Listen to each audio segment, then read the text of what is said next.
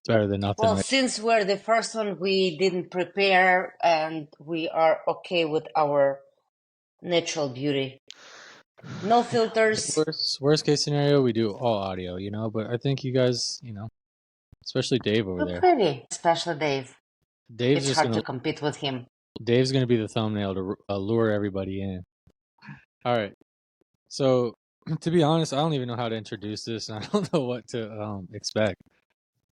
Jen, you're Me running the neither. show today. Are you just gonna Well, I like just, Jen's okay, at the? so I guess we need to explain what was before, because we had one podcast where you were asking questions. Mm-hmm. And then I thought, well, maybe we should organize something where someone else is asking you questions. Because I had many questions that I wanted to ask you on our previous podcast that we did. But I thought it's kind of inappropriate because you're the one who is hosting. So, but I had many questions, just like general questions, and maybe hopefully helping figuring out who you are and why. This is going to be a takeover. Let's run it. Podcast takeover. I like it. Who is the real Kevin Berry? We're about to find out today, aren't we? Hopefully, keeping fingers crossed. Well, depends how honest you're going to be. Oh, he'll be honest. I have no doubt about it. I said honesty was like one of the biggest things. Well, and this is actually one of the good things. So you mentioned that your morals are unbreakable, or like you have a few morals that kind of like this is your foundation. So can you expand on that? Which morals are no matter what? This is something that, I'm not going to change. Habits, stable, dogmas, something. We're diving right in. This is like no foreplay, straight to the meat.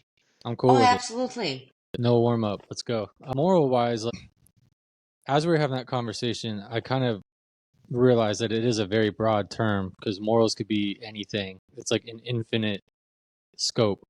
But for me, I was thinking morals, honesty is huge.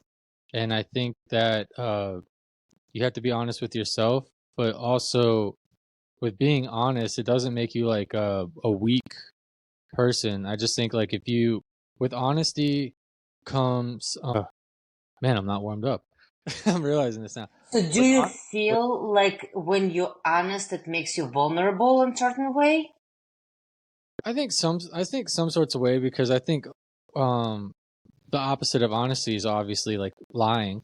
And a lot of times with lying comes deceitfulness, which usually if you're being deceitful, it's for a gain. So a lot of times people are afraid to face honesty, but I think with honesty comes, I can't think of the freaking word, like ownership. Like if there's a situation where you don't want to be honest, say it's like quitting your job, facing the music, telling a customer that you fucked up on a job and that you're a human, I think there's two approaches: lying, to cover it up and be deceitful to get you through the situation, or being honest. And I think with honesty, not only do you confront the problem, you get the problem over with quicker, and you learn how to handle stuff better. So it might not be comfortable, but in order to own like your problem, and this is just one example of honesty, but like in order to own the problem, you're going to have to come up with a solution, So I think with honesty is a huge base for me because it's also a learning block and sit in hard situations.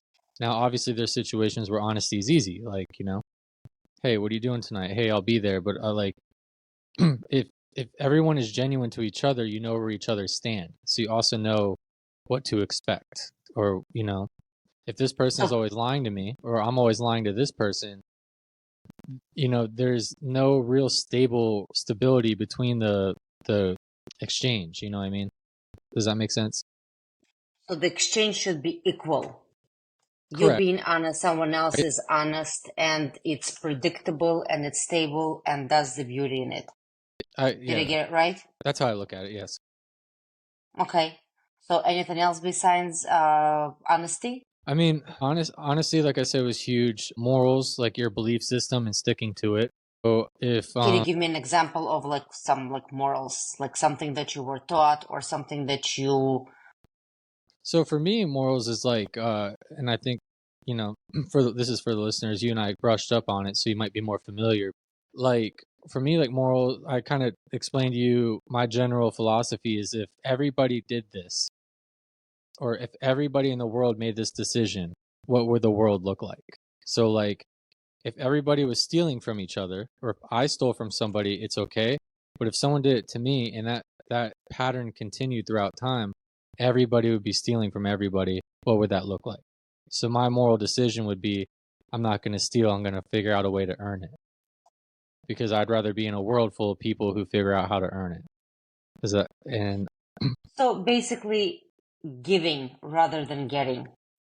Correct. Yeah, I'd rather be someone who can provide. Because if everyone will be concerned about what can I give to this world instead of what is this world has to give me, maybe that will be a next step to a better world. Yeah, and I think like nobody knows what this world is. We don't know how the hell we got here, why we're here. But I think, you should Evolution. leave it a better place. I mean, one day you're going to have to leave this world. Would you, and if you're procreating and you have children or kids, would you want to leave the world as a better place for them or as a worse place for society? All depends who you ask. That's why I'm asking you, I mean, the obvious question is like, of course you should, but look around. There are so many people who like, I don't care, I want to live my life to the fullest, I don't care what's going to happen afterwards. But in my opinion, definitely, if we should be focused on giving, it's like, present, like you enjoy giving a present way more than getting. Correct. Do you agree with me? Yes. It's like when you give someone a present and you see how that person is happy and all the emotions, like you feel much, much better as if someone else would give it to you. So like I assume, following this logic, so like the more we give to this world, it's kind of like an infinite amount of joy, happiness, and just something that basically, this is something that can initially fulfill yourself. Because whenever you get, it's never enough and you want more. So like, what if we start focusing on what can we do to this world rather than, like, okay, let's see what you guys are here for, and yeah, what can you do for me? Something crazy I think a lot, because I've gone like down these rabbit holes in my head a lot. Like, why are we here? What do we exist? What do I believe in? And one of the things I think a lot about is like, what if we aren't meant to know? Like, we're not developed enough to know, and we will never know, right? Like, why we're on the planet, God, no God, evolution, or what's the other one? Like science. Like, no one can really say 100% for sure. Everyone has their faith, which is great. And that going back to the belief system, I think that's a huge moral, is having a belief system and the honesty behind it. But I think a lot about like, what if like we are like, our life cycle is about knowledge and passing down knowledge, and the next person, when they're born, they learn from the knowledge we learned, and then when the next generation is born, they learn from their knowledge and their knowledge and their knowledge. So we become progressively smarter, and maybe one day, generations down the line, are the ones who figure it out. So what if it's just our purpose is to do our time to grow and figure it out? Does it kind of a deep thought I think about a lot. Well, hold on, let me jump in real quick. Don't you think that what we're passing, the knowledge that you're passing forward, is the same regurgitated in a regurgitated form knowledge that already got passed to us? It's like, my claim is that there's really no new knowledge that's being passed forward other than maybe scientific innovation, medical innovation, things like that. But from kind of like a historical knowledge perspective, especially from a moral stance, and the spiritual and kind of the how we should do things or how we should act, that knowledge is pretty much all the same, and that's kind of what the claim in the Bible is to some degree, that like it's really the same knowledge that kind of gets passed forward and forward and forward and forward. But in a way, as we progress, like your kid knows how to operate an iPad. Would you have been able to operate an iPad? Like you said, there's medical and technological advances as well that Who knows, maybe one day we stumble upon one that gets us closer to finding out why we exist. Or Well, once we know the foundation, and I believe we've been having it for so long, we have 5 rules of what to do and 5 rules of what not to do. Yet it doesn't, that what was passed along to us long time ago, which are, what we call morals, and yet barely any of us follow these. About So, commandments? of course, yeah, there are 10 commandments. There are 5 what should be done and 5 what shouldn't be done. We're all aware of it, which to some people you can say these are the morals, which in my opinion is very true. But do we follow them? Is it the problem that we didn't have good teachers that, didn't pass us that knowledge from a previous generation? And how can we do it the proper way to pass on, like following your logic? How can we pass it on to our kids and their kids? You also have to define who. You also have who we is that you're referring to, because our current generation. I mean, we are. I know, but we are animals, regardless what people say. I mean, we are from an animal world. Yes, we do have certain qualities, but and we are very aggressive animals. And without having very strict rules, and I'm talking about 10 commandments, I believe it's extremely hard to build anything without this. yeah, Would you agree? I agree. I mean, I don't know. I don't have them memorized off the top of my head with the 10 Commandments, but I guess in a little bit of a sense, I'm kind of like hippie minded on this. Like, treat others well, and they should treat you well. Treat others how you want to be treated. I'm also from a background of like, don't take shit from people. Like, you don't deserve to be shit on, but at the same time, like, I think if you can't control everybody, and I can't control everybody's thoughts, but I can control my life, which I would like to leave something better than what I came with, if I can, if I have the opportunity. What that is, I don't know. Maybe that's what I'm searching for, is my purpose of what to do. But I think you just said it, to pass on your knowledge, to pass on whatever information or something that you gained to the future generation. Yeah, we call it teacher, like this is perfect. Be the teacher, make a different and new generation better in a certain way. Maybe this is your $1 million question, because you just answered it yourself. Yeah, and maybe I think this way because I've seen, disgusting sides of people, and I've seen bad side of, people a lot. Like, I've kind of realized over time that like it's not productive. It's almost like disgusting to me.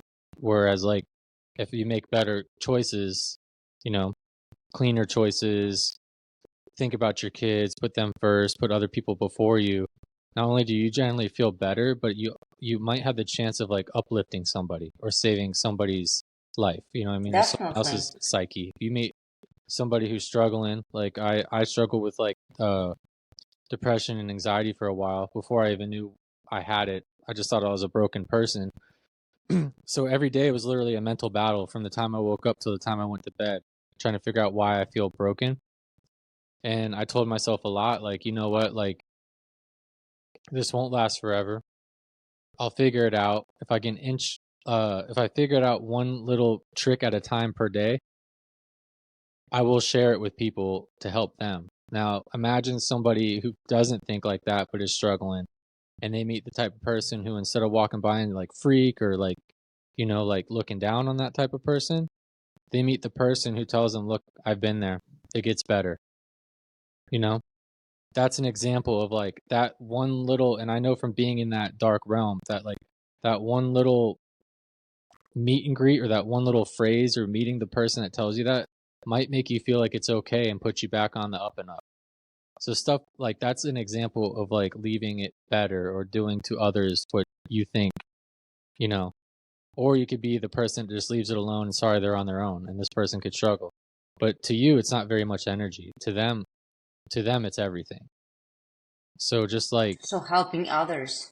helping others for sure. Yeah, of course. You don't have to spend a lot of energy to help people. And it doesn't make you a weak person to help people or be a good person. It doesn't even make you a less cool person. I've met a lot of people and I've had a lot of friends growing up that thought it was cool to be bad, you know, to hurt people, to take. And I really think that in life, over time, I've felt the best giving, providing. Do you mind do you mind sharing your childhood? Because you did mention it multiple times, but I know nothing about it. Maybe people are gonna be interested in if it's okay with you.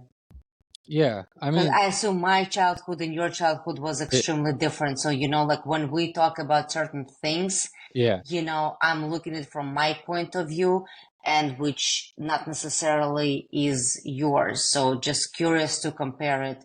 Basically, yeah, just if you can tell well, me. for the record, I've had great parents, and there's always people out there who've had it worse. God And bless them. I've not been like, trust me, there's a lot of people who've had way worse childhoods. But from anything from being like bullied to, man, some of it's like deeply personal, but like, I don't want to like share, completely yet, but, You use fictitious names. um, there's a lot of drugs in my neighborhood, a lot of junkies. You know, you go out and play. And, you know, I went outside a lot as a kid, rode my bike.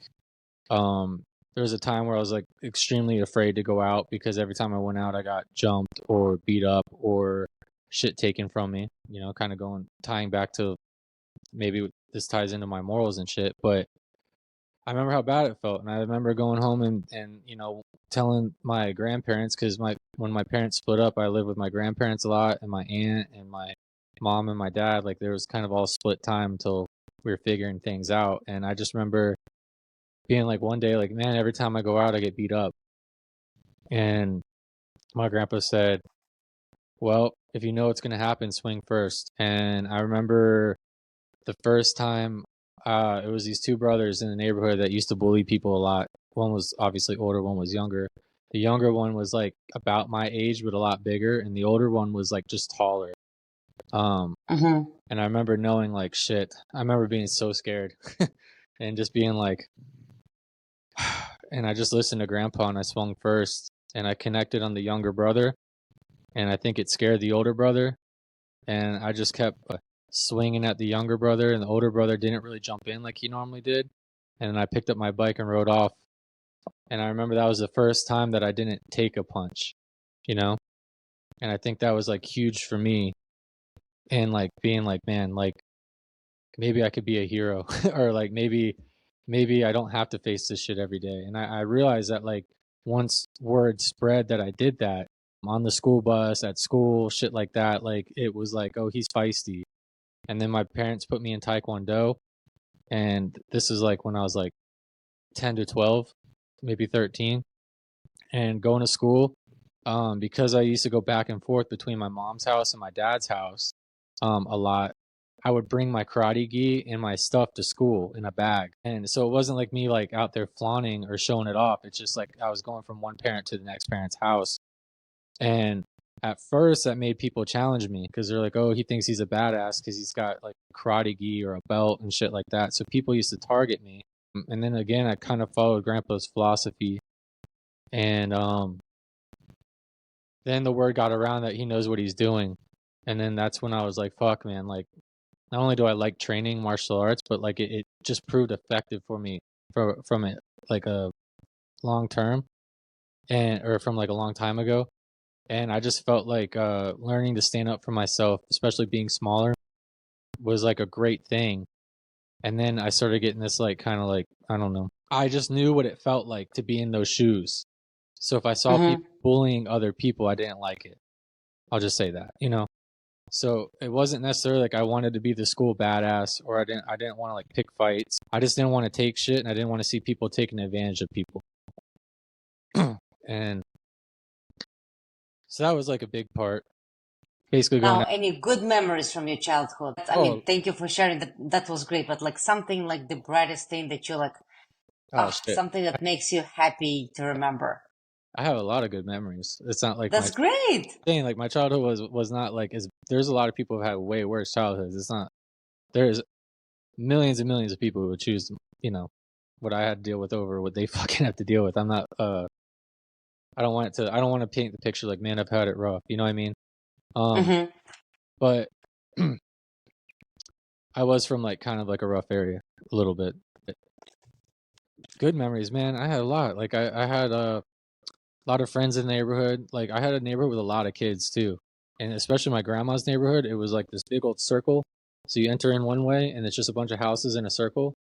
So like that neighborhood was sick because like I was friends with all of them. My cousin, who was like a year older than me, like all the kids were about our age. So we used to go out and play like street tag or street football, street hockey, hang out in each other's houses in the summer, play video games. I mean, there's a lot of good. I've had a lot of fun, Like, I mean, I was in martial arts for a while, so I liked the Taekwondo stuff for a long time. I mean, Have you ever thought of writing about it or just writing in general? Do you think you have this type of skill? it's funny in school. I always got high grades on writing, and I hated it. Of course. I didn't like it.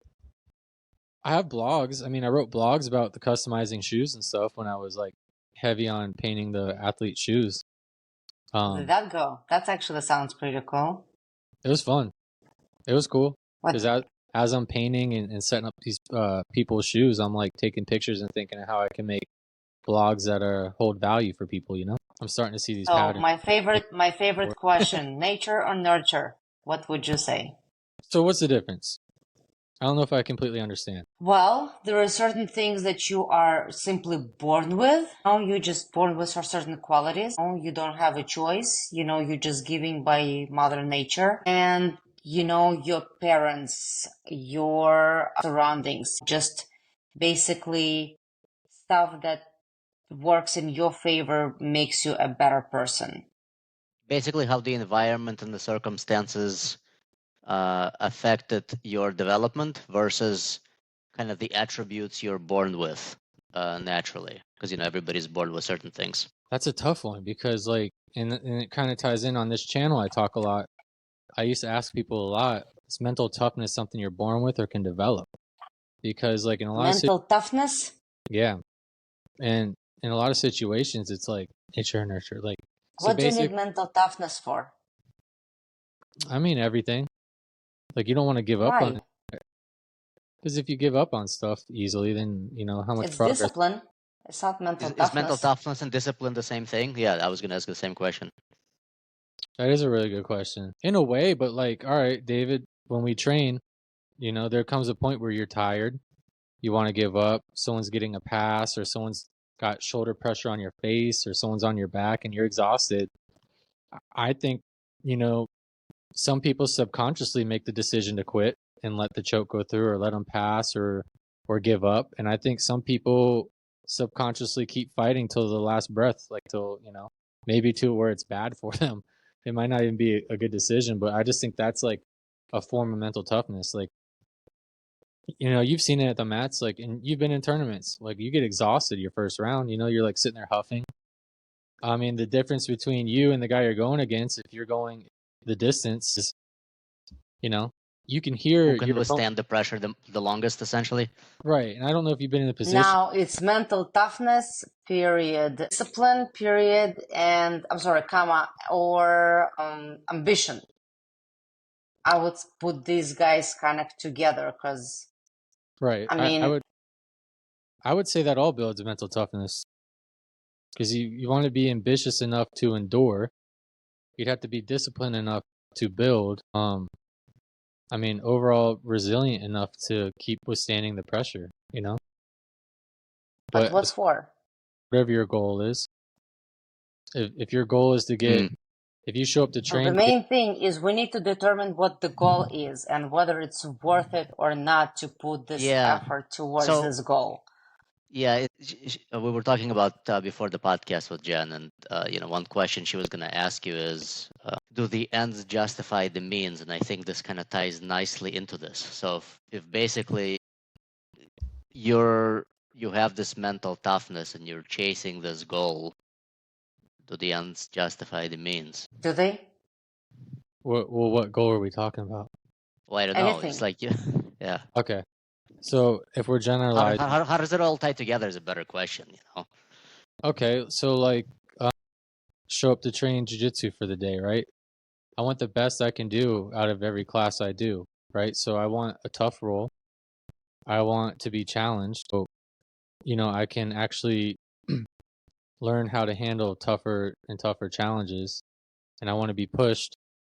And, I don't feel satisfied unless I leave feeling challenged and pushed and then like I learned. Or a lot of times with the challenge and failure, you get the motivation to go back and train a different direction or I'll just bring it up, Bobby. Like that's my current goal is to he's a very tough role for me. I think stylistically, not only stylistically, but physically, he's a tough role. And my goal is to, get to the point where I can sweep him or I'm not stuck on my back with him. Because he's one of the only people in the gym that holds me down. So my approach is rolling with heavy people instead of picking small people who will hold me down and finding ways to lift them off the ground, to throw off their balance, and trying different techniques until I find the ones that work specifically against this problem I'm having. If I wasn't disciplined or any of the attributes we talked about, I wouldn't be going anywhere near that goal, and I'd probably show up every day and just be like, yeah, Bobby's tough, Bobby's tough, Bobby's tough. Which is it's not bad for most people, but it's just for me, I just crave it. Like I want to be able to handle that, Why? I think she's gonna ask, why does that matter? Like what? I saw that rolling. Like what's your problem? What's your problem, man? It's like that's a strange goal if you ask civilians. Yeah, but dude, I just love it. I can't. I kind of saw Jenn. I could see like the wheels turning in Jenn. I had a feeling that was coming too. Like why Bobby? Why be? Because he's like one of the top dogs, man. I want to excel at what I do. I want to be if I'm into a sport or what I'm doing, like I want to be like successful at it, and I feel like that's a good way to be successful. And with being able to do that comes the opportunity to teach people and feel legitimized. Like, people will look at you like, oh man, this guy's pretty fucking legit. Look at the fights he puts up. Look how he stacks against the best, So what if I want to take private lessons or coach people? It's like, gotta be a top dog. So we're leaning towards something that you are a teacher. You just need to figure out what you know the best and what type of knowledge you can pass on to the future generation. Yeah. If this is something, if you want to gain this type of knowledge so you can pass it on to others, we call it teacher. So like this is your focus. You should be focusing on, I guess, because you did mention it so many times, that it's hard to ignore it. Like you keep talking about passing on certain knowledge, certain skill to a future generation. So you shouldn't be having a question in your head, what's your purpose? This is your purpose. It's very clear to me. Right. Yeah, it's interesting also because you can take what you're describing and apply pretty much any purpose to it, because it's like, I'm training to be the best just so I can claim on my Instagram wall that I'm the best and show off these medals and have people comment and basically, be kind of like in a center stage. And then you can say that I want to be the best so that I can acquire the appropriate knowledge so that I can interpret it, make it better, and pass it on to future generations. Or you can make a claim that, I'm acquiring all this knowledge. It's like it makes me kind of deal with my childhood trauma, perhaps, and I'm just trying to become a better human being. So it's like you can take the means, and you can sort of take it in any direction you want. And that's what we're trying to figure out, sort of which end are you taking this to? All right. But So does that just show like where the base? Are you saying that kind of just shows where my base is? Like, would you consider that the base that I build off of? Because then I'd be just applying it to everything that I do, right? Like, I think I'm picking up, and tell me if I'm wrong, that you guys are trying to narrow me down to one direction, correct? No? Not necessarily, no. No. Okay. There's multiple Basically, directions always. what I'm doing right now, as you speak, I'm trying to analyze what you're saying, because we always talk about ourselves, we always talk, and you did mention that, like, okay, what is my purpose? What am I here for? But it feels like you do know it, and you have it in yourself. Maybe it should be just, it's a bit vague, maybe to you, because, It's but hard to from judge inside, yourself. There's I'm glad you said that, because there's these very hard to put into words. But you have conflicting theories about yourself, I think, ultimately, because you're kind of you're in multiple directions. Like when I speak about myself, like I don't want to limit myself to a single dimension, because I have multiple motivations across an entire spectrum of things on how I speak and what drives me, and basically all of those are kind of competing with the other motivations that I have. So I think you have the same thing, and I think everybody kind of has the same thing, and so I think maybe that's where the confusion comes from. This is correct. So I do have like a lot of things that I feel like I'm good at or could be better at. I feel like there's a lot of directions I can go, but there's always like this fuzzy block in my head as to like I don't have like the clear, like I feel like, and I could be wrong, but the vibe I get is like like a lot of people have like a clear direction, like they know what road to take, or they know the destination, and I get fuzzy trying to get there. Like I get frozen. I don't know where to go. It's not that I don't feel like I'm not capable. It's like I feel like I get locked up. you're talking about professionally? Yeah, like professionally, like, and I talk to Dave about this all the time. Dude, I would be 100% committed to martial arts or jiu-jitsu or coaching athletes. For you MMA guys listening, I would love to be a ground coach for you guys. But the hardest part is supporting your family while doing it. It's not a very lucrative job. It's not very easy to make money at it. As Dave like kind of broke into earlier, like it's like you guys. Well, let me ask you this real quick before you kind of finish that thought. Is there fear of making the wrong choice, or is it just a matter of, will this bring me financial independence in the long run? Like, what's the problem? I think I have analysis paralysis. I think I talked myself out of a lot of shit that I should probably do, to be honest. This is weird being on my show talking about myself. Thanks, Jen. Yay! Jen's the best. I love you guys. I'm glad I met y'all. We do. I think I have analysis paralysis, man. I think I don't give myself enough second chances. Does that make sense? Like, I had a couple businesses that I tried. One of them I let go of when I broke even. One of them I made a little bit of money off of. One of them I supported myself for 5 years off of. And then I hit like a plateau where I was having a very rough time scaling. And we've talked about this, Dave. And like, Yeah. I just eventually let go of it because I'm like, the amount of effort and time and risk that it's going to take to scale this thing, I feel like I could build something better. So I cut it off, and then I hit this like analysis paralysis, like, well, what do I want to do? Because I know how much effort I put into shit, and I know how draining it was. And so now it's like, I don't want to do it unless like I want to do it. Does that make sense? What's the best use of what's of my time and skill and dedication and all those things? I might be dramatic and give off the impression that like I'm like it's only been like a couple years. It's and I think in the big scale of things, it's not that much time. But like I'm like just so impatient. I'm like, dude, I want success. I want it now. I want my road. I want the grind back. I want like the urge. You're definitely not the only one, and I think it's totally normal to think it's bad when you don't think about it, because this is my, I would say, daily thought, like even while I'm doing something that I'm very good at, and I still like, should I continue doing it? Should I start doing something else? This is my daily thought. So Kevin, you're not the only one, and I think it's, and I would like when David is there for me, even though he's always tired of like, here it comes again. Well, But because it's we, like, we literally talk about it all the time, and and I feel also that sometimes kind of when we talk about it, you talk from the position of like, man, like I'm kind of jealous that you know where you stand on things, because it seems that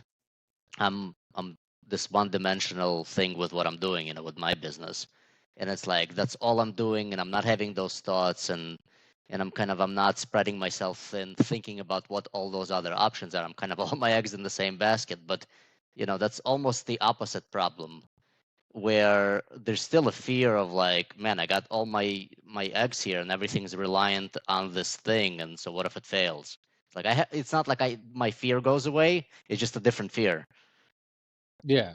I don't know if it's necessarily fear. I just think like in my head, it's like, okay, I guess I'm just trying to find out what I feel like is worth the effort, and there's a balance. worth your effort. Yeah. And there's a balance. Like there's like, you got to love it. It's got to make you at least enough to get by, or like you said, it's got to be able to support financial independence. It's got to be something that I enjoy, and it's got to be something that I can scale, because I know I won't be happy hitting plateaus. I'll get bored. And also, there is another thing that we just talked about it, that as soon as you start making money, you start liking this, even though at the very beginning it was like, okay, let's see what it is. And then like, that's not that bad. Yeah. So From our maybe position, at least. I don't know, maybe other people don't think that way, but like from our position, like I'm almost, because I think the same way you do to some degree. I'm like, what's worth my effort? But as soon as kind of the money starts coming in, it's like, yeah, I like it. It's like you can like anything, right? If it brings you sort of a level of stability. I asked you paper tubes, like when we were talking the other night. I said, would you sell anything if it made you that money? I forgot what your answer. Yeah, I would say yes. So do you think you like just being an entrepreneur or a businessman? I like solving problems, and I like bringing solutions to people. Right. I like. I'm kind of a things guy rather than a people guy. I don't know. Jenn can probably describe me better. he needs something like he's doing now, or it may be something else, but he's doing his right thing. I mean, it didn't come easy to him, because I mean, you guys met us like what, a couple of years ago.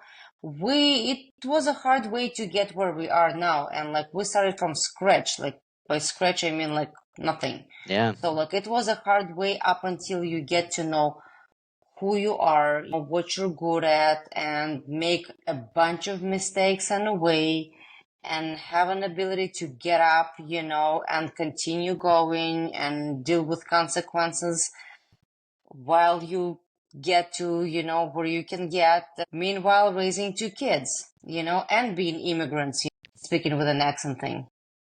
It's not very. Now, Oh, go ahead. yeah. Now, would I sell weapons to a country at war if it made money? That's back to this kind of flexible morals thing we talked. When you were here yesterday. I don't know. Probably I wouldn't, but on the other hand, like if my choice is being poor and on the street or making money selling weapons, I mean, it's like the choice is pretty clear because my family's got to eat.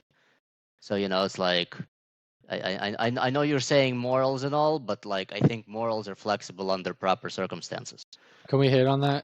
I know we're kind of like analyzing, or I know you're picking up analyzing on me, but that was interesting. I wanted to get your take on that.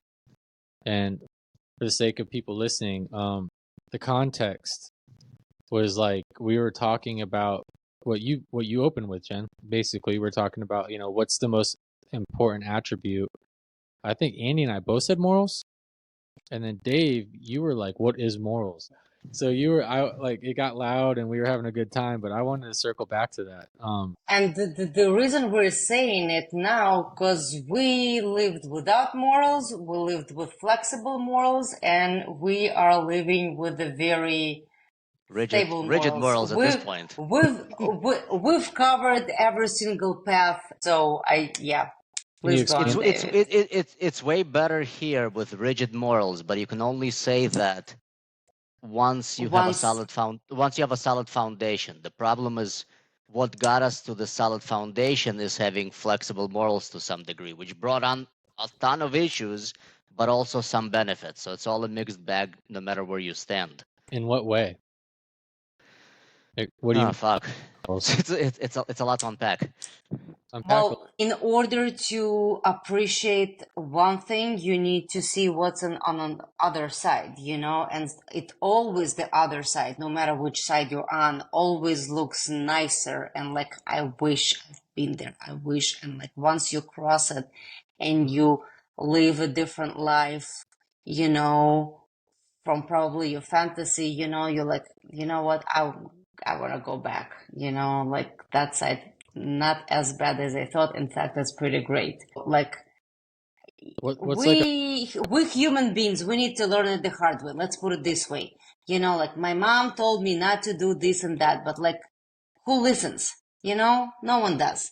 So like, Yeah, once it's you learn also it the just. hard way, It's also probably that your mom did it a different way as well. Like, I'm still hung up on this. Like, what's a flexible moral decision look like?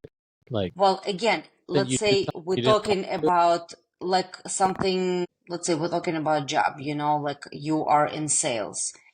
Something that is profitable to you today will, you know, will make the sale and you're gonna get money. And let's say you're selling something that not necessarily you believe in, you know, not necessarily is a quality good product, you know. So this type of morals, you know, like is it something yet it's been your family is benefiting from it, you're having this job, you know, you're working in sales, you know, but the product that you're selling is not necessarily something that you would personally buy. Would you Or consider it mutual as a or flexible? societal beneficial. I mean, you can take it locally or you can take it globally. You know, you can basically go. It's like on the global level, you have the financial crisis. So it's like, you know, those fuckers were selling, you know, packed mortgages that basically failed and caused the entire financial system to crash. And then, you know, the claim is we sold things that people were willing to buy at the fair market value, right? Even though they knew the shit's gonna fail. That's like a global thing. On a local level, you know, like everybody price discriminates. Like if you're basically selling a product or you're selling custom goods, selling sneakers, you know, you're gonna sell those sneakers or a car uh, for more money to one person and for less money on the other person, right? So that's price discrimination. Like how moral is that? like how Nike has child labor making Yeah, the you shoes. correct, They on correct. the You other know, side they market righteousness, stuff like that. yeah, you know, or look, you know, it's like, you know, mining for coal is probably not good for the countries where the mining is done, but it's probably good for, you know, countries that lower their energy costs. Again, Got on the global side. So it's like it's a mixed bag on all sides, man. The question is for whom. Gotcha. That makes sense now. I just wanted to know like what angle that is or what that looks Yeah, like. the problem with kind of saying morals, it's like it's the derivative of that is to whom or for So whom. so like I look at it as like with when it comes to morals, like you have to build your morals. So like I don't want to. I mean, I know you're not a sissy or anything, or you're not like going to be completely offended, but like you are willing to make those decisions. That's your moral. Absolutely, I'm You willing were to make willing those decisions. now. You might not have been now in a better position. You might not have made uh those decisions, and you might have had to. Is that flexible or is that not flexible? You know, that's a good point because you know I could sit here all day and say like I would never do that, but then Of course you would. Given everyone the right circumstances, if you everyone is would, bro. starving, Dude, if you were starving, you know, during World War II, you would fucking eat humans. what about? So do you believe it down to principles? Like you have principles, or is that still the same thing? Same thing. It Very has to do. similar, yeah. I think it has to do with the position of where you stand, because it's easy to basically scream your moral virtues when Of you know course, from your fucking 100-foot yacht. But it's very difficult to do that when you have like a family of 7 and you're in like some third world country, and then basically it's like you gotta sell your daughters to prostitution, and it's like you gotta make a fucking moral decision. Like, will 3 of your kids survive? Or will 4? You know, so it's like it depends where you stand, bro. understood. Yeah, Well, then life is just flexible, isn't it? I mean, what is I stable? would.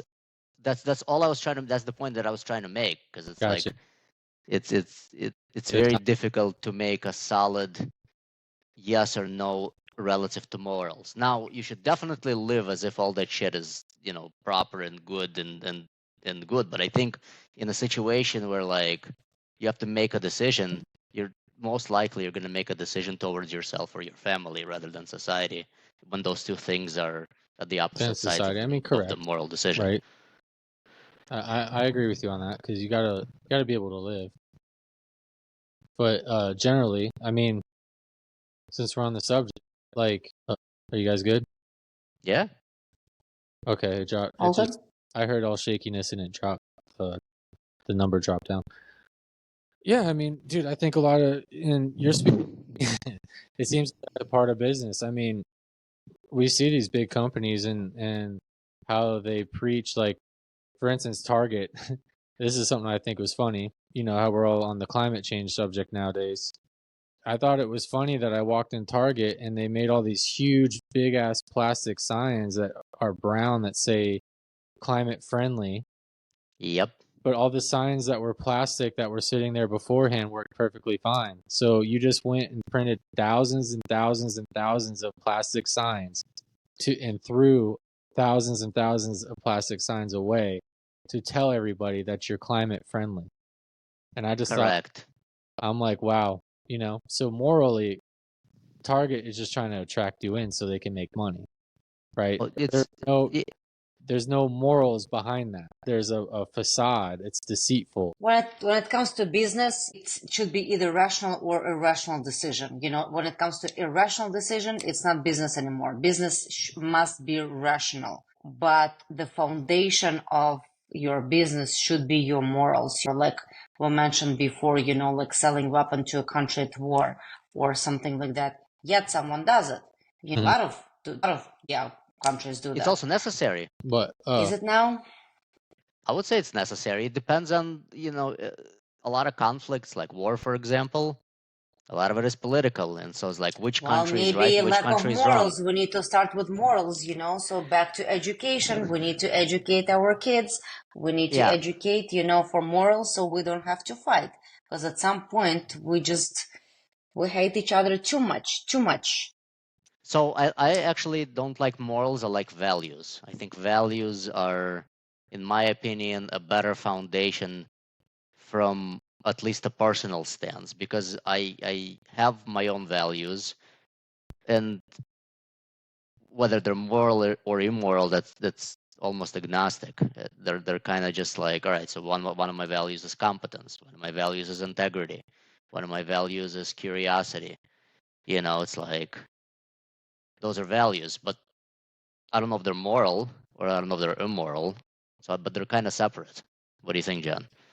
I think it's easy to determine once you know who you are. Without knowing who you are, it's very hard. You're gonna keep changing your morals. So back to the question, like, who you are. It's like, like as I said before, like you need an instruction to yourself. We're all different. We have different things, so we need to know who we are.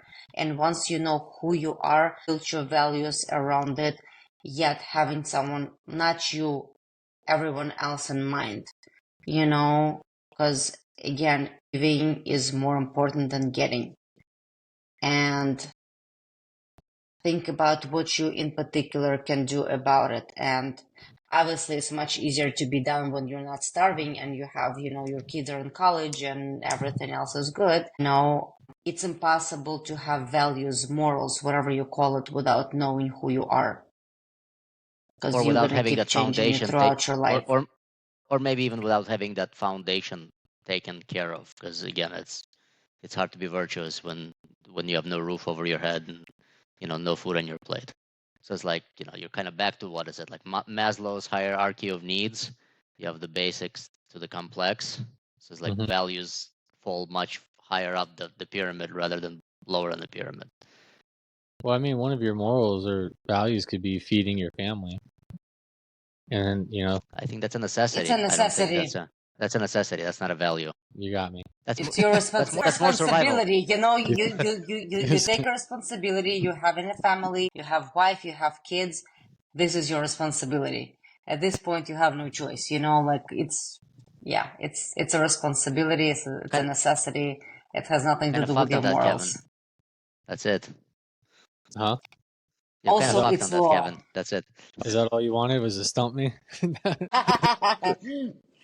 Who is Kevin Berry? Somebody who must feed his children. Just out here trying to feed my kids. Shit. Shit. I mean, but like, I get what you're saying. Now I'm a little bit lost, but I get what you're saying. Let me reel back in a little bit.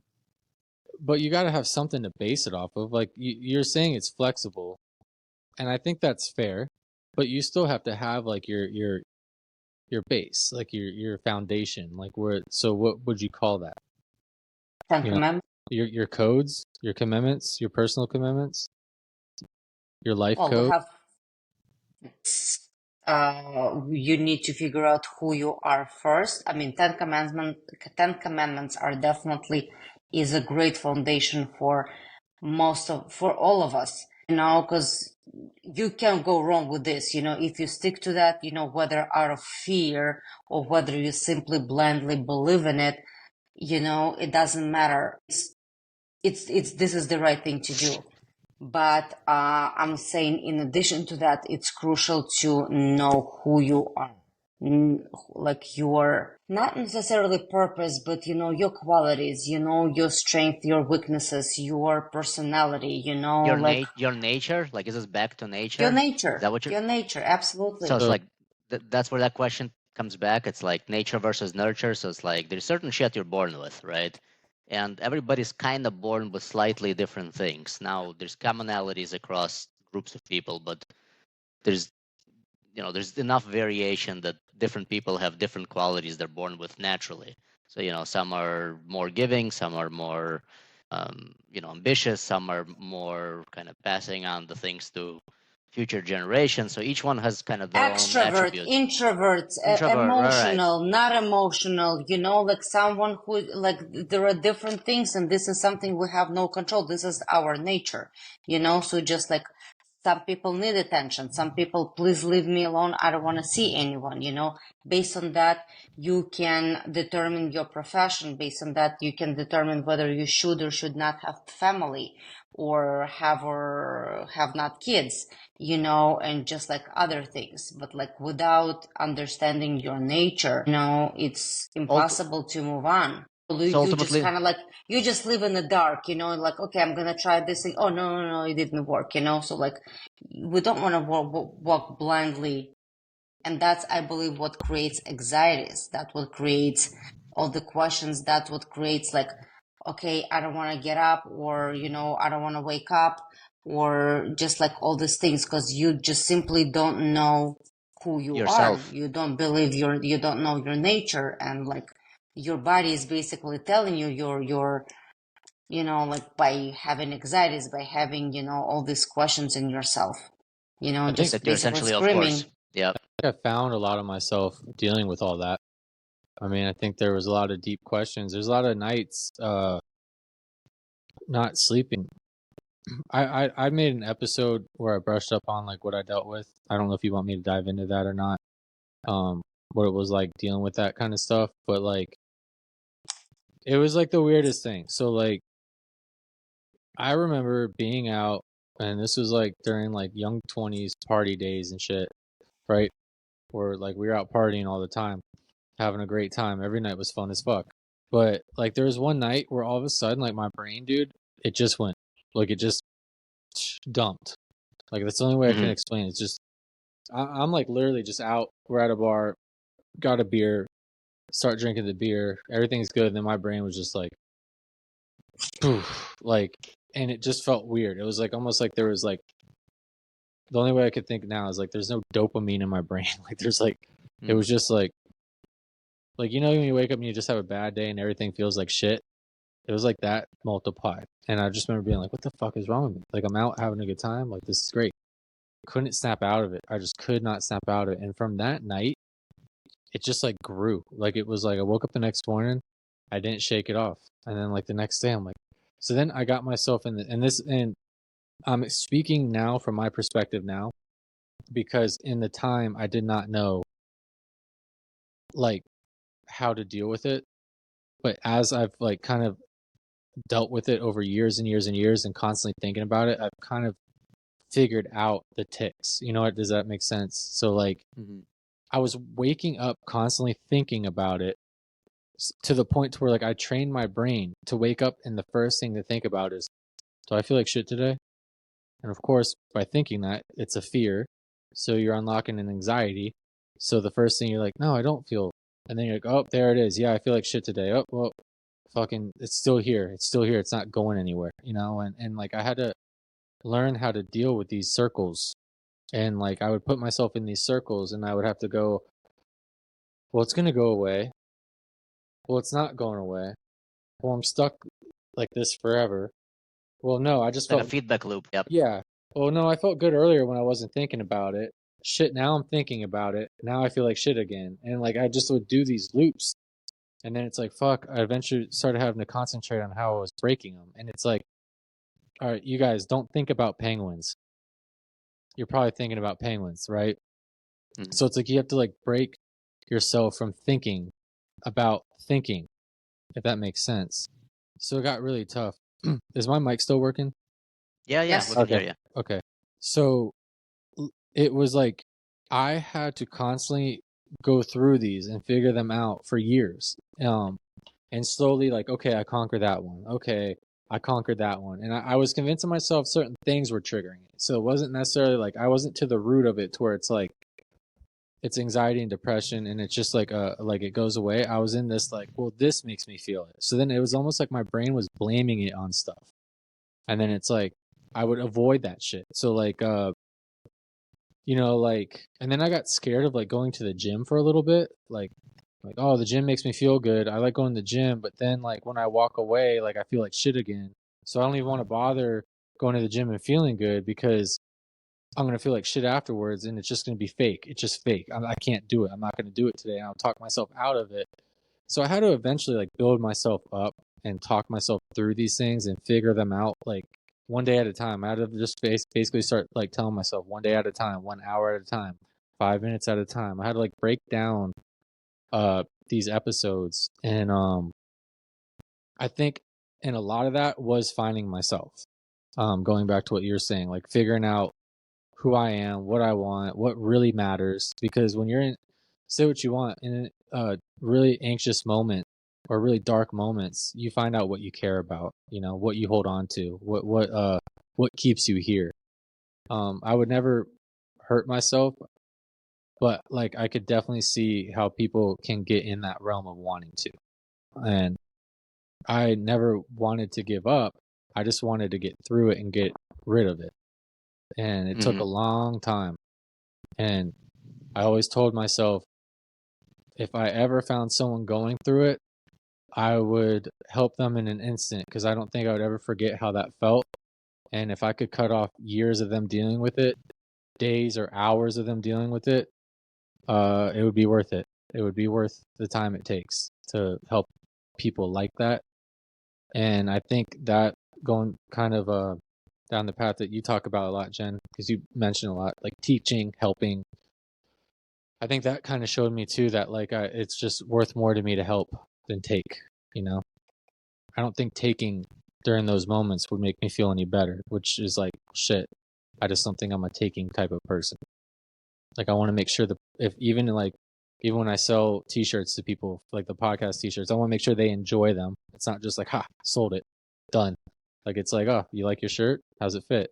Like I'm being genuine. I'm not even being like a, you know Good what I luck mean? with business, Make bro. sure. Yeah. I mean, but you'd have to keep your customers happy, right? Am I right?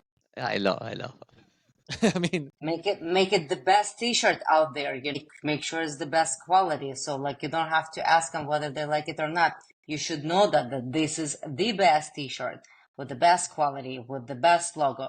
Needless to ask, whether they like it or not. So just do it to begin with.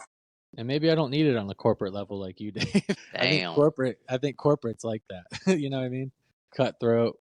It's more of a jungle where Yeah, the difference between art and design is profit, my friend. Definitely. Jen makes a good point. Then you make the best damn t-shirt out there.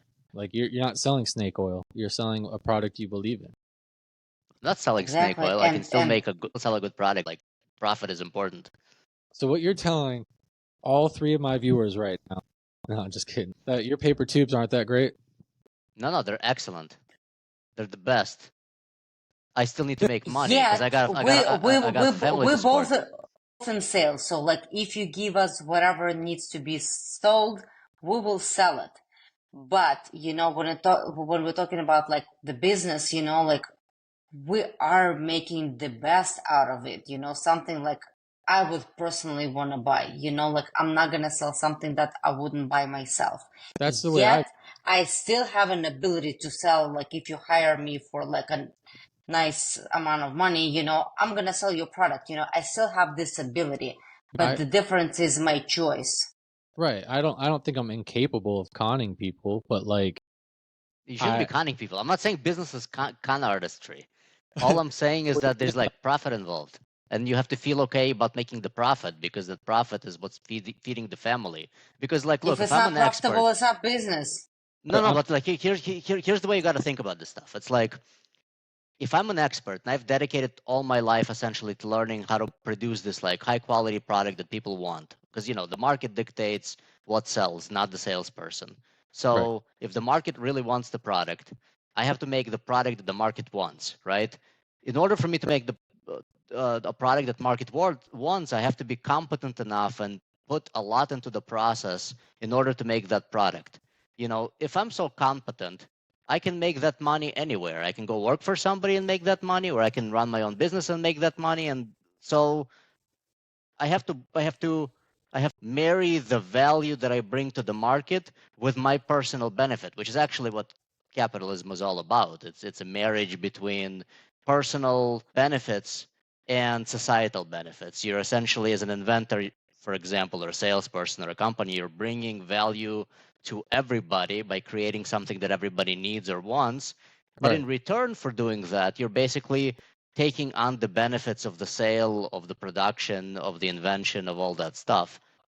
Because thus you should, because actually the society is paying back the people that are, dedicating their life to bringing these products to market. So it's a fair transaction. There's nothing unfair about it. Yeah, well, exactly.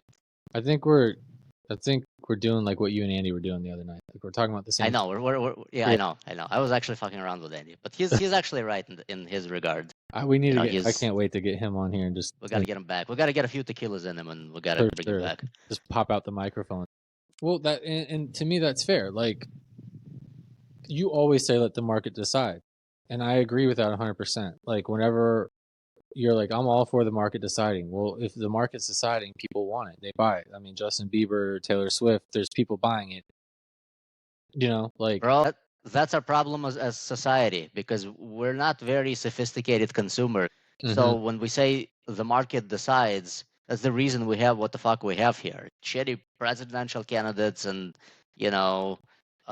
crazy fucking people in the colleges and, wars and all kinds of shit. Because that's the market, bro. Because again, we don't make rational decisions. We make emotional decisions.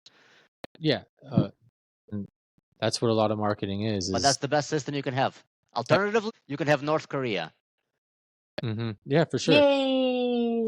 No, canceled. No, but we just don't know what's happening there. Maybe there's like a paradise. Maybe we just they're don't great. know. Maybe it's just a great marketing of just don't come here with all your hate and wars. We have an amazing country here that we simply don't know about. You never know. That's interesting. That'd be crazy, no? Like if you show up there and like they've basically like created this like fake marketing campaign to fucking make them feel as if like everybody's in camps, but it's really summer camps, not concentration camps. Like they're all just having a good time. They don't. That's sometimes what I feel about Russia, because like people just like like the way everyone talks about Russia, how evil that is, but like it's not true. to say the We're not least. going there. Wrong podcast. Who are you sending this to? Wrong. Yeah. We're Okay, not let's live. back to North Korea. No. No, I mean, but like, here's the thing. Like, this is where I think I'm different from you. Like, I'm not in a bad position where I'm at, right? Like, I mean, I tell you things that drive me fucking crazy about the place I work at, but I mean, that's everywhere. I could sell gate operators and camera systems and stuff like that. Like, I could do it. And I could tell people to their face, this is the best gate system for you. And I'm sure it is. I'd probably be in a situation where like but I am confident in my products. But I think like it would have to be something that like I'm 100% confident in, I'm 100% proud of. Like it's a extension of me, right? Like I wouldn't give you anything. It's your reputation. It's my decision. I'm not giving you anything I don't believe in or that I don't like. Or that like so Correct. like I'm not gonna go around and sell you the V-shred diet. You know what I mean? If someone came to me and said, I got a marketing job for you, you're gonna sell the V-shred diet, I'd read it and be like, no, I don't believe in it. Like I'll go make that money somewhere else. Or I'll come up with the Kevin Barry diet and show you what I looked like when I drank beer and ate fucking fast food and what I look like now, you know? Like I would just like, why would I sell V-Shred's diet and this is an example. Like, so I think we're talking about the same thing. Like, I don't think that's necessarily like you just said your paper tubes are the best, but you got to make profit decisions. But then I agree with you. It is a fair exchange because it's for the market. You need the profit to expand and build. And you're not here to, you know, like I always say at work, I always joke when I'm at work and say I'm here for free because I like doing it, you know. But obviously I'm being sarcastic, right? Yeah, I mean, there are things you could do for free. You know, you can go feed feed starving children. You can go volunteer your time, you know, in a cancer hospital. You can do all kinds of things, you know, for kind of your soul that you don't have to take money for. But, you know, if it's a huge portion where I'm dedicating my time to kind of sell something that people want, and, you know, I have to be able to feed my family with it, and, you know, make sure my employees are paid accordingly, and, you know, the systems are in place to make sure things are working properly. So and going back to that, like, you know, making the profit does entail you employing people, which is their livelihood. Absolutely. So there is a responsibility. There is a benefit for other people, you know. It's my responsibility to make a profit. It's like, if I'm not making a profit, maybe I'm doing something wrong. Profit is what actually helps you determine whether you're on the right path or not. Like, if you're selling something, you're not making a profit, or it's something that people aren't buying, it's like, why the fuck are you doing it? Right. Unless it's for the soul. That's a different story, though. Yeah. I mean, like, I just interviewed Dan, and he has the Heal Outreach. He goes around and helps homeless people and people who are out of prison and stuff like that. And that's mostly like what you're saying, for the soul, because he just saw and it's great. As long as he's got a way to feed his family while he's doing that, or B, the customer isn't the people, because, you know, it depends who the customer is too, because, you know, the customer is who I'm selling the product to. In Dan's case, through his charity, the customer isn't the person on the other end of that. It's potentially the donor. Mm-hmm.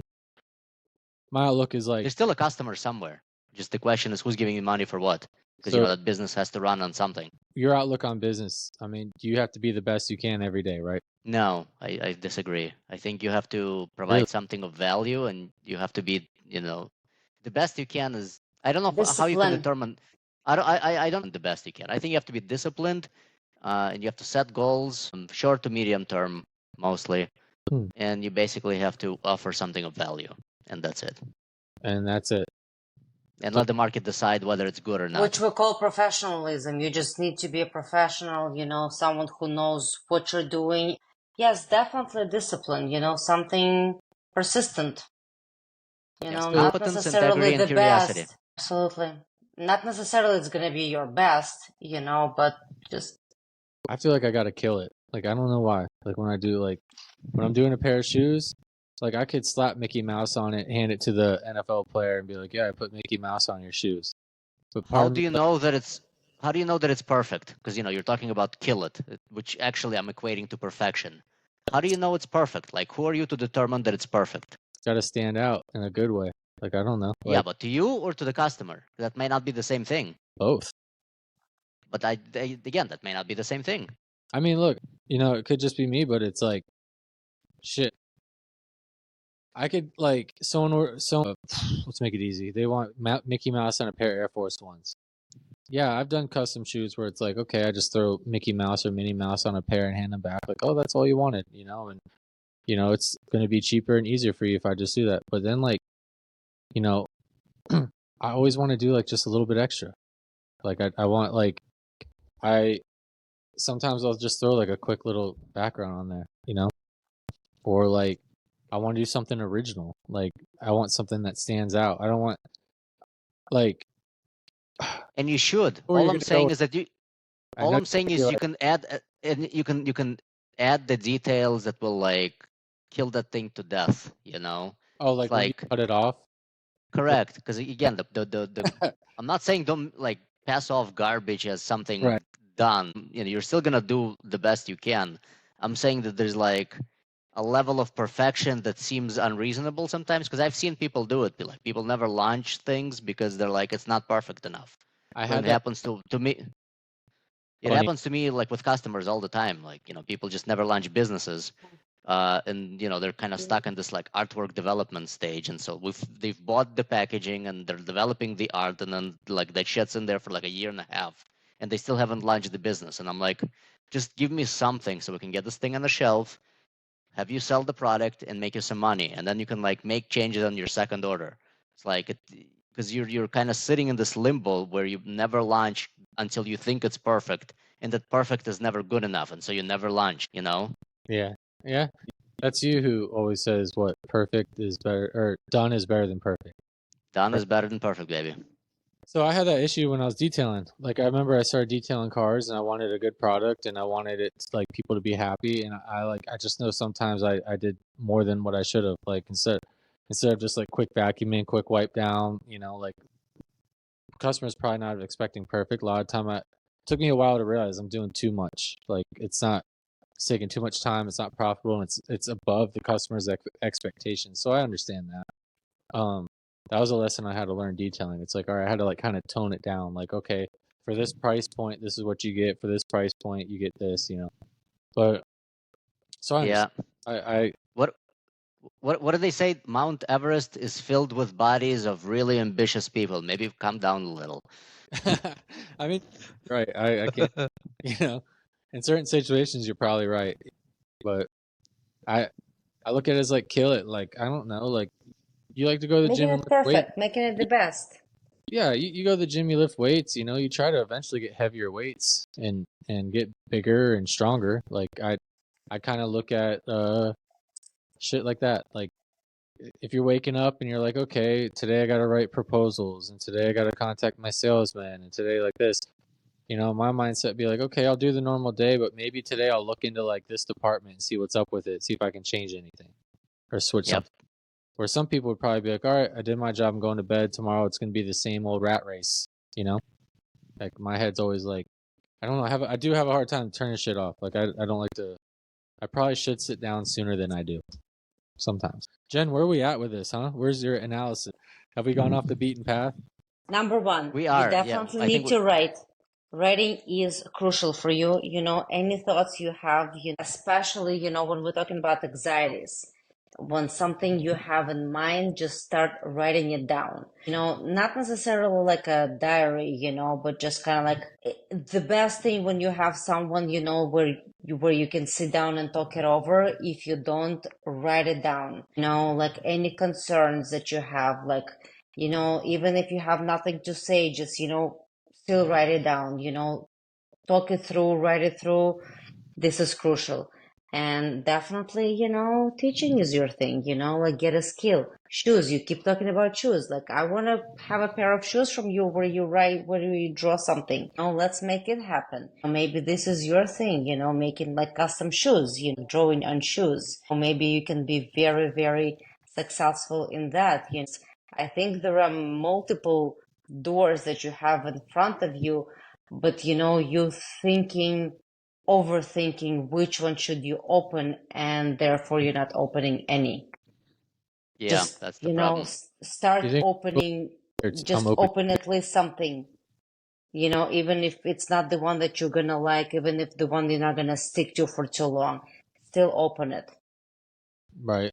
The thing is, like, so like, let's say like custom shoes. It's like, all right, well, how do I scale that? That's like another thing that's based on time. So this is the analysis paralysis I'm talking about.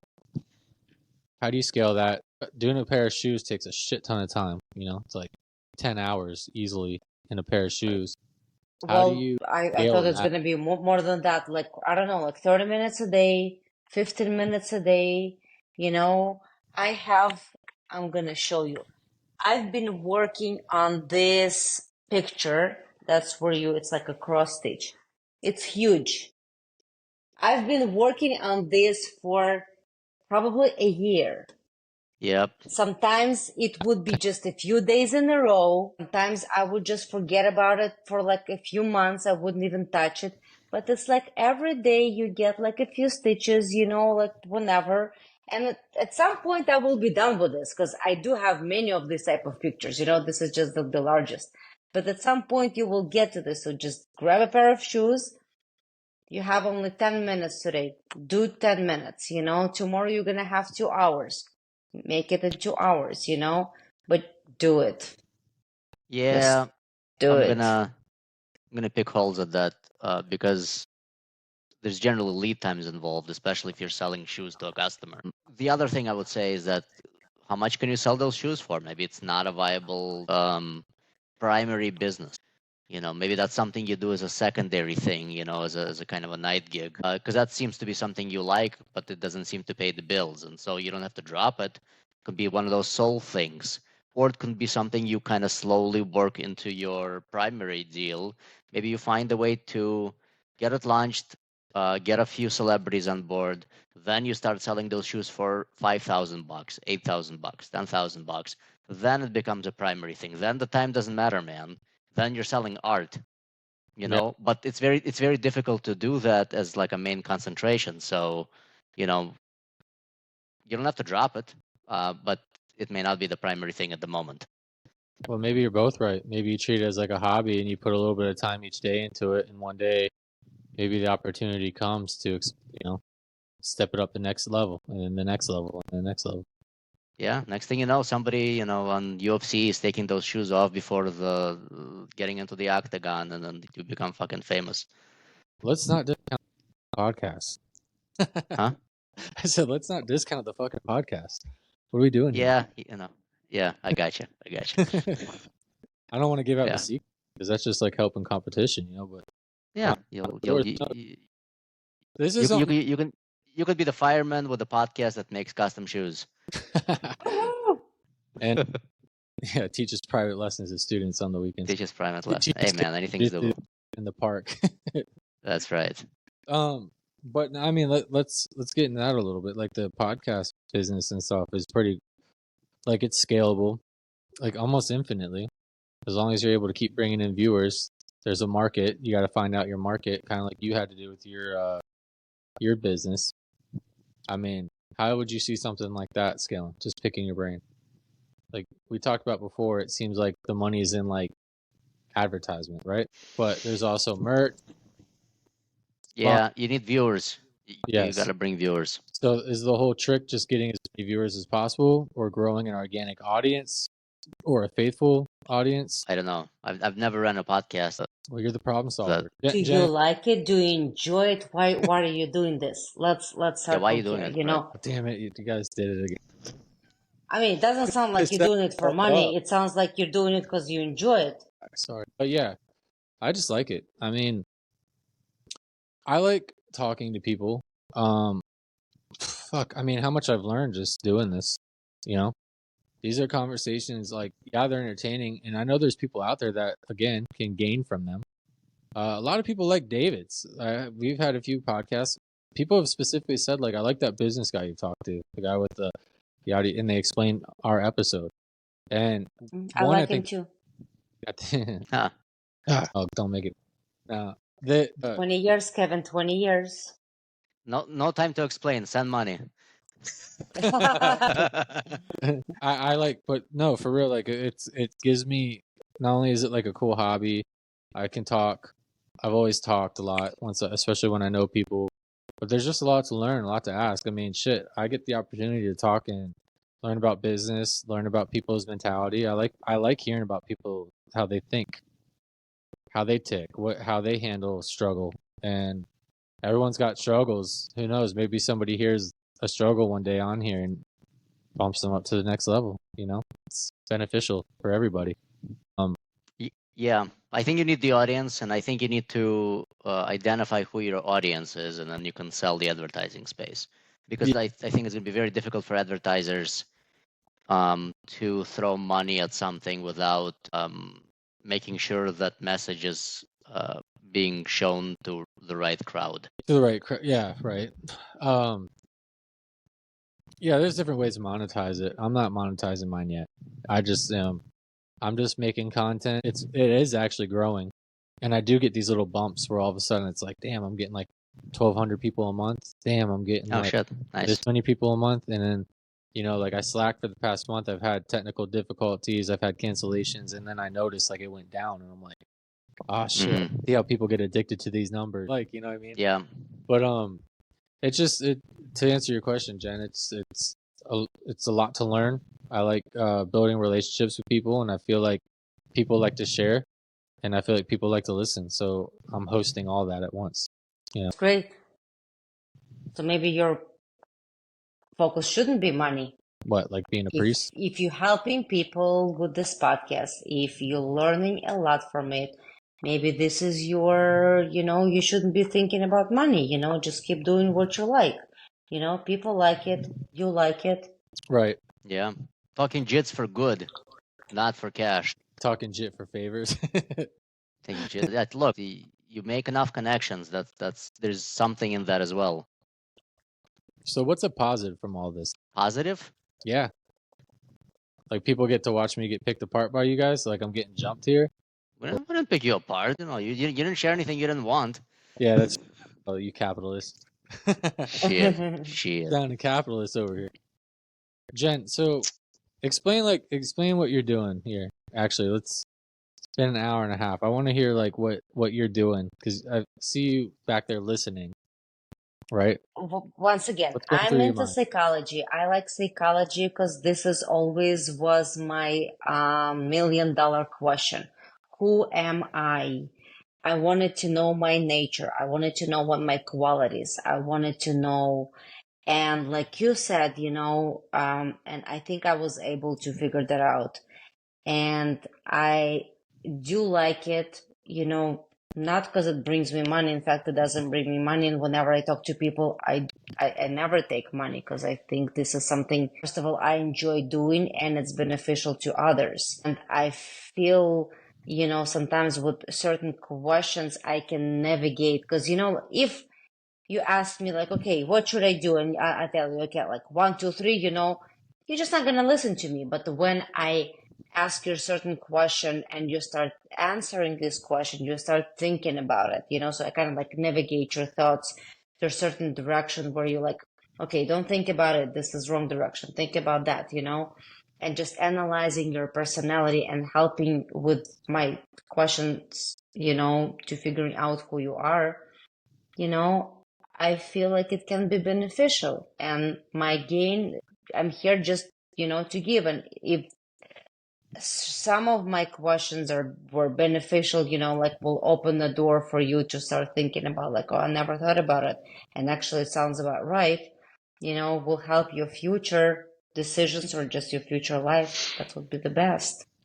So who is Kevin Barry? After an hour and a half. Teacher, writer, father, husband, protector, not a businessman. You're wrong. Prove me wrong. I waited an hour and a half to say that. Yeah. Now, so far, all those things seem correct. That's your analysis? Because I have savage, father, badass, businessman.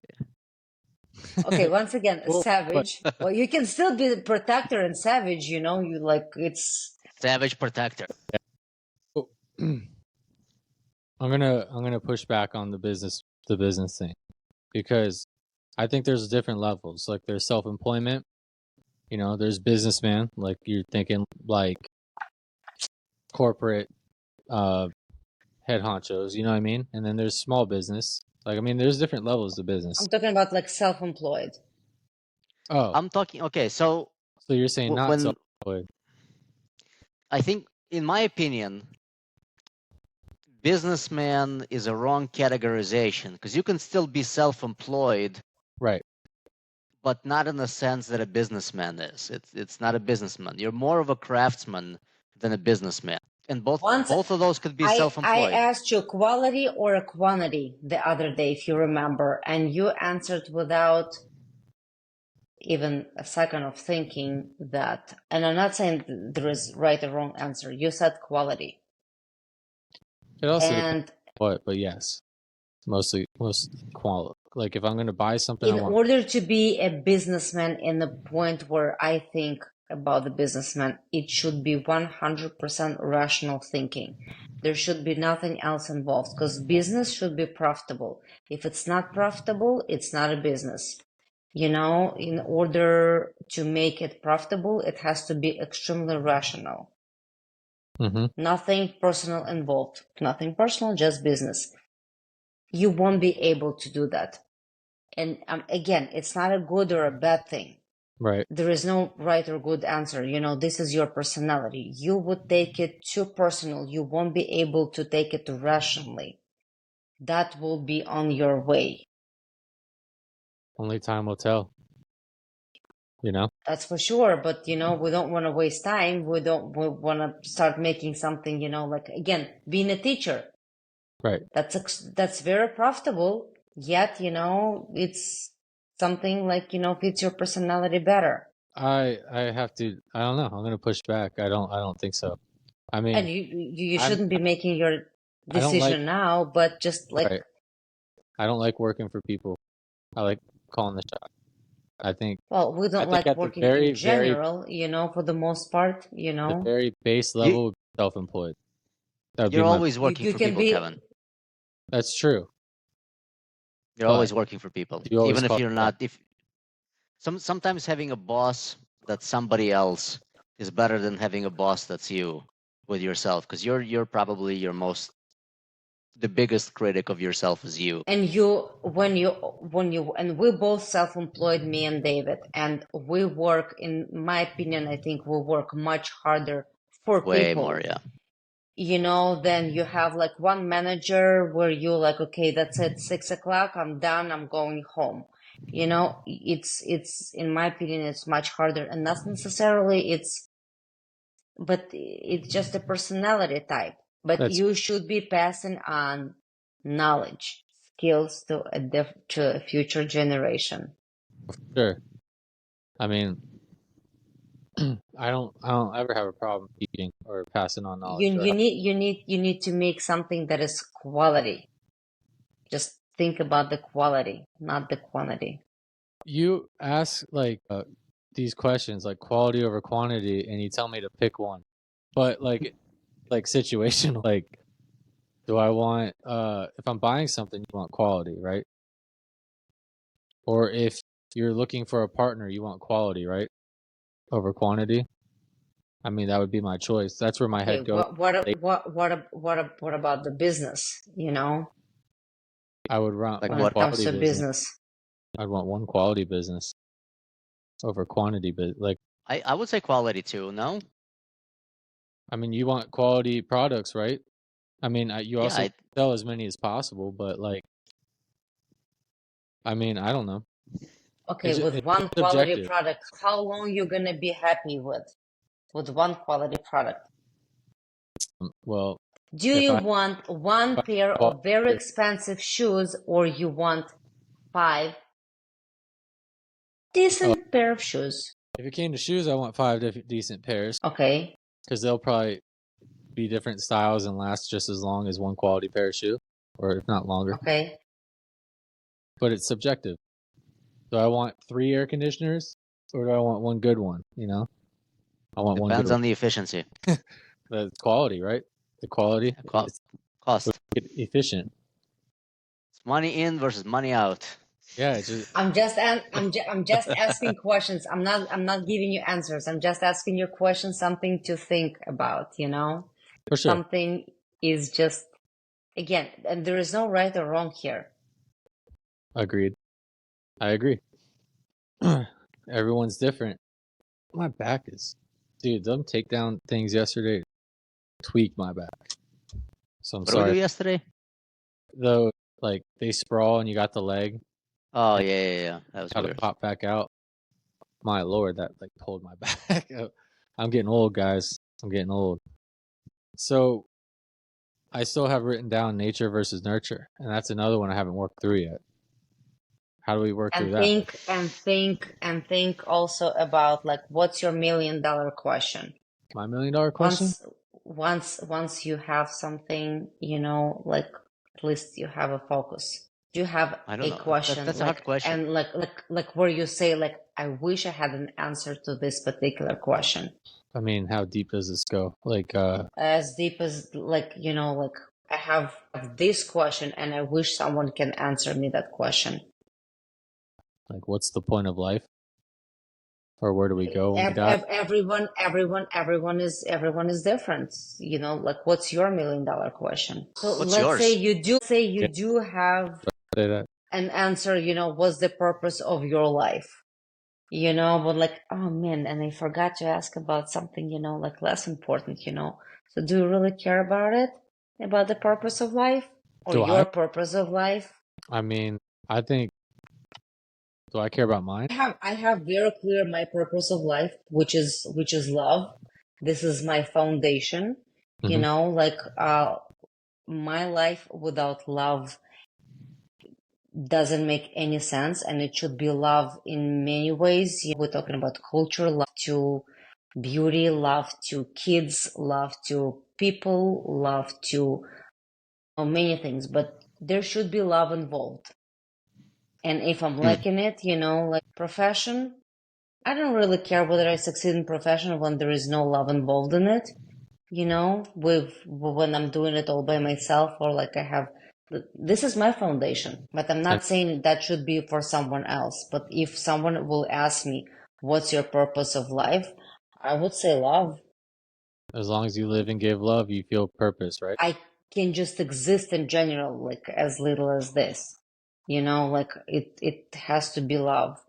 And the more you take it, you know, like from like one person to like the whole, you know, like a tribe or like culture, you know, you bring, the more love you bring, the better world becomes. Yeah. David, how about you, buddy? Over there, I don't know, man. It's a rough question. trying to hold it in over there. No, I don't actually have it figured out. It's definitely not love. Perhaps because I have it. That's also possible. I don't know. That's a good But point. I don't think that's the foundation. Well, You know, said, I've always said, I still have to think about whether this is the case or not. Is living a boring life is kind of something that I fear, and so I think the purpose of life is probably Your tied to actions that make somehow. sense. Huh? My actions make What sense. whatever you do should make sense to you. It should Yeah, make sense. It should be somewhere where you keep walking, you don't stand just moving. You need to move, you need to continue, and it should make progress. sense to you. I would say progress. yeah. So going through all that tough stuff and all those circles I told you about earlier and all the crazy mental shit, um, it made me think like, damn, like I would constantly think things like, okay, like you're born and then you die. That sounds pointless. Like, why would you be born if you're just gonna die? Like, you know. So like, I would be thinking deep shit like that all day long, or like, okay, well, everyone wants to make money. Everyone wants to be a millionaire, but then you die and it's still here. It doesn't go with you. So that's kind of pointless. So like, I would constantly think shit like that, and the only thing I could think of that like you leave behind that like you help is like, say you have kids, and this, I think I kind of brushed on this earlier, but say you have kids and you're always teaching them, and you're growing, and like you like we've been talking about this throughout the podcast, but like you're teaching them what you've learned. If you have students, you're doing the same thing. You're teaching them what you've learned. So they're getting a little lick of your knowledge at an earlier pace, and I think over time and years and years and years and years, it slowly, hopefully, knowledge can grow in whatever direction you see fit. Like you might be growing knowledge in one direction, I might be growing it in a different direction. We all have different process. I just couldn't get my head around until like I got to the point where I'm like, I just think the only purpose, whether it's like through evolution, it's through how things grow, is just like you just keep procreating and leaving knowledge for the next person, passing on the knowledge to the next generation. It's a fucking archetype, bro. There's no prolific way I could put it to make it sound like any glorify it, but like I'm just like, man, like I don't know, like my kids can operate iPads. I couldn't operate an iPad until like in a couple of years they'll probably know the iPad better than I do. You know what I mean? I remember being a kid trying to show my dad like how to get on the internet, and he's lost. And to me, it's easy. Now, granted, it's not like deep superior psychological, or I'm sorry, what are they called? Like Plato? What is that? Where they? Oh man, why can't I think? It's not psychologist. It's not psychological. It's philosopher. Philosophers, yeah. It's not philosophical knowledge here, but like someone passed down knowledge until someone invented technology, who invented the internet, over time invented iPads, who invented phones in every single person's pocket, who now invented AI, who is going to invent that as a personal assistant, who's going to invent this. And like kids are going to understand it younger and younger, but it's essentially knowledge being passed down. Now, just like we are, maybe one day, like the pyramids or something, we went the wrong path and we find out the hard fucking way, and now we got to rebuild. Or we just keep growing and growing and growing and smarter in whatever fucking direction we're supposed to grow, but maybe we're not supposed to comprehend that yet. You know? So in my head is the golden. Yeah. So it's my purpose to invent all that technology, and it's your purpose to teach that how to use all that shit that I invent to the next generation. And I will make Jenn's sure out that there there is loving love everybody. involved with culture right. and pass on to the future generation the love to culture and everything else. So I guess it's like a tribe. With each and every one of you, we have our own purpose, and only working together will make that life. Go ahead. It will make that love. Again? I just had a funny thought while you're saying that, but I want to hear what you're saying. Well, I mean, one person is not capable of taking care of everything. So we have to have this type of tribe where everyone does its own thing. And by doing it, we're talking about like giving it to someone else. And then we'll create. So yeah, like we said, we'll create a perfect world. I do believe one day we're going to have a perfect world. We're all going to have a perfect North Korea at one point. Yay. How lucky are we that we're not the ones who had to figure out not to eat that flower, or not to eat that flower, or don't try that fruit. You know what I mean? Think about like the times in history where it's like, oh fuck, Fred ate that fruit. Don't go near that fruit. You know? Yep. Yeah, that's exactly right, man.